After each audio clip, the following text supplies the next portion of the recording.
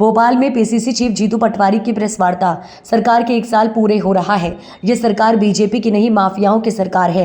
यही सच्चाई है। पर्ची की सरकार है। शिवराज का झूठी सच्ची योजनाओं के दम पर चुनाव था। मोहन सीएम बने, अब पर्ची महंगी हो गई। कर्ज के नाम पर सरकार राजनीतिक अय्याशी की जा रही है।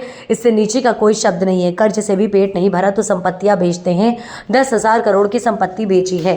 धांधली का सोना मंत्रियों का है जो गाड़ियों में लावारिस मिलता है। हाल ही में भोपाल में 52 किलो मिले 11 करोड़ कैश। प्रदेश में फिर कहूंगा कि पर्ची बहुत महंगी है। सोने की थाली में सरकार खाना खा रही है और किसान खा रहे हैं डंडे। यहाँ सिपाही ही करोड़पति हैं। एनसीआरबी के आंकड़े कहते हैं जमीन की सबसे ज्यादा घपले एमपी में है। धांधली के घोटाले में टॉप 5 में है मध्य प्रदेश। करप्शन का समुद्र बन गया मध्य प्रदेश। सारी नदियां यहीं मिलती हैं। आईटी की लगातार रेड हो रही है। भोपाल इंदौर में छापा मारा। आरटीओ का छापा मामले में सबसे छोटी मछली सामने आई। मुझे आरटीओ के अधिकारी ने बताया कि 35 करोड़ महीना की उगाही हो रही है। बीते 15 साल में 15,000 करोड़ की धांधली हुई। चुनाव में बीजेपी के उम्मीदवारों को 6-6 करोड़ दिए गए। हेलीकॉप्टर ने पैसा पहुंचाया गया। बीजेपी में चोरी के माल का झगड़ा चल रहा है। विधानसभा में पूछते हैं, हम तो बताते नहीं, चलते नहीं। देखा जाए तो 3 दिन चली और सरकार ने अपने कागजी काम लाए, बिल पास कराए और खत्म। टेंडर में 50% का खेल हो रहा है। अब पार्टी की बात करता हूं। पार्टी ने निर्णय लिया है, हमारा दायित्व है कि हम अपना धर्म निभाएंगे। हम मांग करते हैं कि परिवहन विभाग मामले में सीबीआई या न्यायिक जांच हो। हम हाई कोर्ट में याचिका दायर करेंगे। 20 साल में इस परिवहन विभाग की जांच होनी चाहिए। अगले हफ्ते याचिका दायर करेंगे। अब सिपाही करोड़ों खा रहा है तो पीसी और मंत्री का अंदाजा लगा पाना ही मुश्किल है। मंत्रियों की संपत्ति की जांच के लिए भी कांग्रेस न्यायालय में याचिका दायर करेंगे। बीजेपी की भी सरकार नहीं, ये सरकार मोहन यादव जी की भी सरकार नहीं है। ये सरकार माफियाओं की सरकार है। तो संभवतः ये आप लोगों को ऐसा लग रहा होगा कि सिर्फ बोलने के लिए बोला जाता है, पर सच्चाई है। ये सरकार माफियाओं की सरकार है। पहले जब हम कहते थे कि ये मुख्यमंत्री पर्ची के मुख्यमंत्री है और ये सरकार भी पर्ची की है।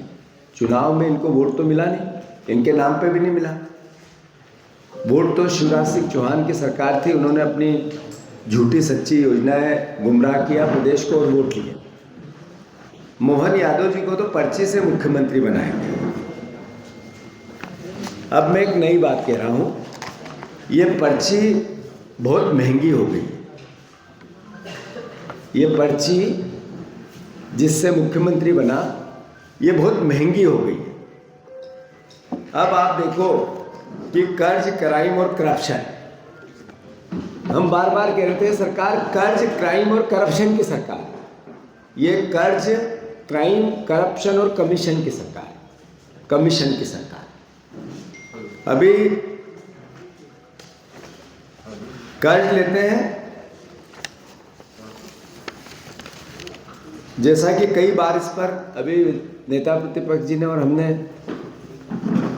विधानसभा में भी इतना बड़ा एजिटेशन किया, उसमें भी मध्य प्रदेश कर्जदार प्रदेश हो गया है और प्रति व्यक्ति 50,000 रुपया कर्ज हो गया। जो पैदा होता है वो भी और जो मरता है उसके ऊपर भी। इस कर्ज का करते क्या है, तो उसके भी हमने कई बार बता चुके हैं कि फिजूल खर्ची करते हैं, अय्याशी करते हैं, राजनीतिक अय्याशी, जिसमें विज्ञापन दिए जाते हैं, पब्लिसिटी की जाती है, हवाई जहाज का किराया दिया जाता है, हेलीकॉप्टर 9-10 लाख रुपए रोज के हवाई जहाज उड़ाए जाते हैं।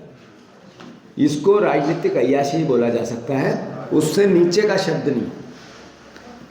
फिर जो कर्ज लेते हैं उससे भी पूरा नहीं पड़ता है तो ये संपत्तियां बेचते हैं।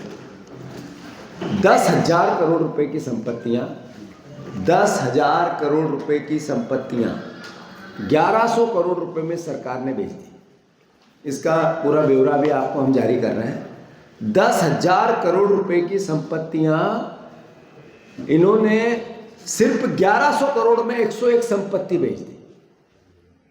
और ये करता कौन है?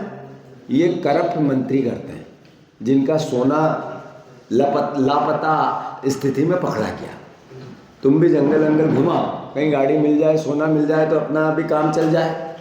मैं आप सबको भी आह्वान करता हूँ, इस बात का प्रार्थना करता हूँ, मध्य प्रदेश की जनता को करता हूँ, किस भी हिस्से में जंगल में सोना मिल सकता है, गाड़ी में मिले, गड़ा हुआ मिले, पड़ा हुआ मिले, ये मध्य प्रदेश में पर्ची की सरकार है और महंगी है पर्ची, महंगी है पर्ची।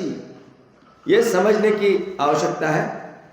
अभी कुछ दिन पहले के ताज़ा घटनाक्रम पे मैं आप लोगों से